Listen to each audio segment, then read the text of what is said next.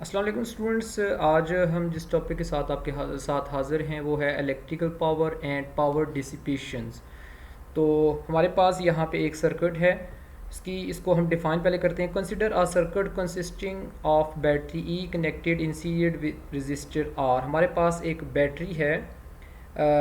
ये जिसको हमने जिसको वैसे तो वोल्टेज को हम वी से रिप्रेजेंट करते हैं, लेकिन यहाँ पे जो पोटेंशियल डिफरेंस होता है बैटरी का उसको ईएमएफ से रिप्रेजेंट हम कर सकते हैं, कैपिटल ई से लिख सकते हैं। और ये जो है वो एक रजिस्टर के साथ सीरीज़ में कनेक्टेड है। A steady current I flows through the circuit and steady potential difference V exists between the terminal A and terminal B of the resistor। तो A और B के दरमियान ये जो हमारे पास दो पॉइंट्स हैं A और B, तो इसके साथ ही क्या है, ये पोटेंशियल डिफरेंस क्रिएट हो जाएगा बैटरी की वजह से। तो इसमें से करंट जो है वो फ्लो करना स्टार्ट हो जाएगा। तो ये हमारे पास एक सिंपल सा सर्किट है। The battery is continuously lifting charge up hill through the potential difference V. अब देखें यहाँ पे जो पॉजिटिव चार्जेस हैं उनकी डायरेक्शन जो है वो in the direction of current होगी, करंट की डायरेक्शन होगी इस तरह से।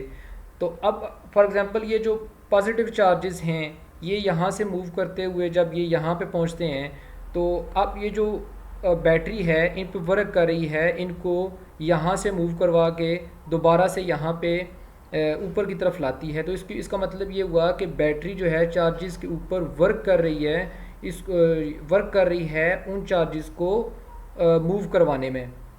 The work done in moving are charge delta small change in Q. इसका मतलब है डेल्टा क्यू, मतलब कि जो चार्जेस इसमें एक चार्ज है, ठीक है, तो उसके लिए हम डेल्टा क्यू लिखते हैं। हमारे पास पॉजिटिव चार्जेस की अगर बात कर रहे हैं तो अब through the potential difference V is given bye.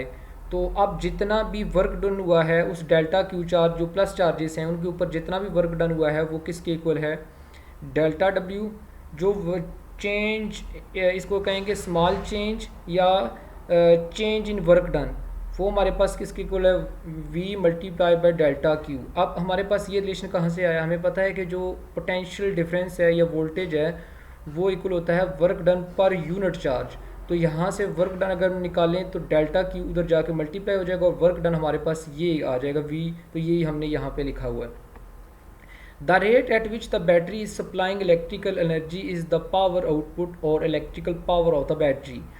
अब जिस टाइम के लिहाज से जितनी जो एनर्जी है वो बैटरी प्रोवाइड कर रही है इन चार्जेस को मूव करवाने में, वो उसकी इलेक्ट्रिकल पावर कहलाएगी। उसको हम ऐसे लिखते हैं, electrical power is equal to energy supplied time taken. जितने टाइम में वो एनर्जी सप्लाई की गई चार्जेस को, वो इलेक्ट्रिकल पावर होगी।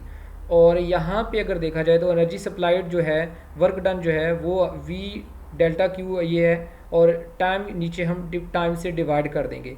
अब ये जो delta Q over delta T है ये क्या शो कर रहा है, करंट को।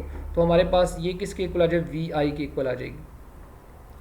अब इसी सर्किट को हमने जहन में रखते हुए ये अंडरस्टैंड करना है कि the power supplied by the battery is expended और dissipated in the resistor R. अब जितनी भी एनर्जी जो है वो इस बैटरी के ज़रिए हमने चार्जेस को दी है, वो चार्जेस अपनी एनर्जी को डिसिपेट कर देंगे रजिस्टर के अक्रॉस। ठीक हो गया। अब जितनी पावर उन्हें बैटरी से मिली थी वो सारी एनर्जी उसने कंज्यूम कर दी है कहाँ पे, रजिस्टर के अक्रॉस। तो अब the principle of conservation of energy tells us that power dissipated in the resistor is also given as.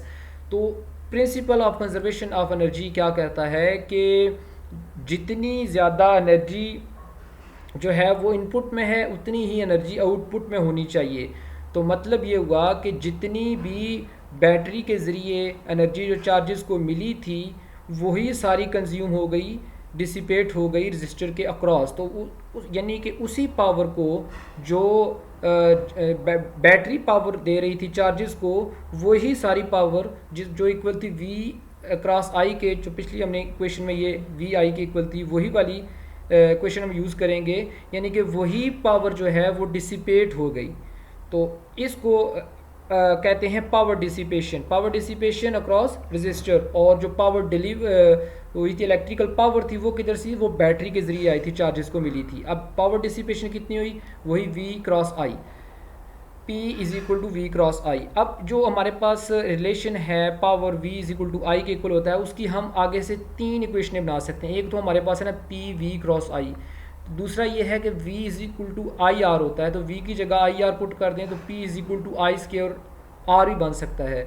और अगर हम यहाँ पे V क्रॉस आई है तो I की जगह अगर V ओवर R कर दें तो P V square over R के इक्वल हो जाएगी। The SI unit of power is what, unit का पावर का यूनिट वाट होता है। इसी के साथ हमारा आज का टॉपिक ख़त्म होगा। उम्मीद है आपको हमारी वीडियो पसंद आई होगी। Thank you.